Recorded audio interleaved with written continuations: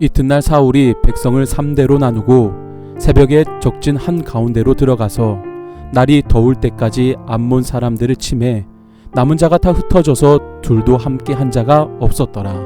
아멘. 암몬 왕 나하스가 야베스를 공격하기 위해 진을 쳤습니다. 이때 야베스 사람이 모두 나와서 암몬을 섬기겠으니 언약을 맺자고 요청합니다. 언약을 맺는다는 말은 곧 당신들의 뜻을 따를 테니 죽이지는 말아달라는 것입니다. 한마디로 야베스 사람들은 암몬 왕 나하스의 공격에 두려워했습니다.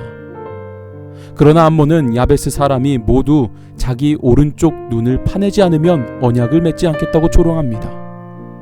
그리고 곧 사울이 이 소식을 듣게 됩니다. 이때 하나님의 영이 사울에게 강력하게 임하게 됩니다.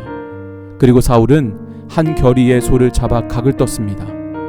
사울이 각을 뜬 한 결의의 소는 그가 밭에서부터 몰고 왔던 소들일 것입니다.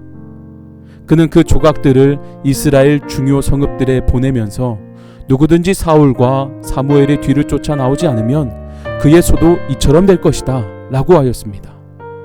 다시 말해 암몬과 싸우는 전쟁터에 나갈 이들을 불러 모은 것입니다. 이에 백성들은 모였고 결국 사울이 지도하는 이 전쟁은 암몬을 치는데 부족함이 없었습니다. 둘도 함께 한 자가 없을 정도로 남은 자가 다 흩어졌습니다. 암몬은 그렇게 패하였고 사울은 승리하였습니다. 하지만 우리가 분명히 알아야 할 사실은 이 모든 전쟁을 주도하신 분은 하나님이시라는 사실입니다. 하나님의 영이 사울에게 임하였고 사울은 하나님의 영의 힘으로 전쟁하여 승리한 것입니다.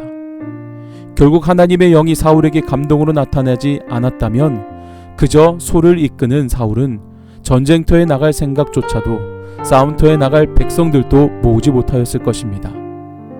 이 모든 전쟁의 승리는 결국 하나님이 이끄셨고 인도하셨기 때문입니다.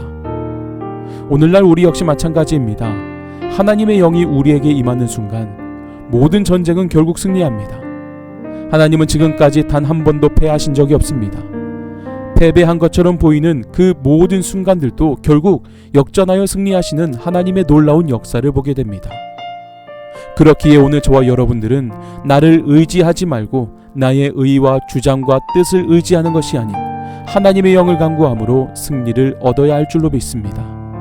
이러한 믿음으로 언제나 하나님의 영이 가득한 여러분들의 모든 삶이 될 수 있기를 주님의 이름으로 간절히 축복합니다.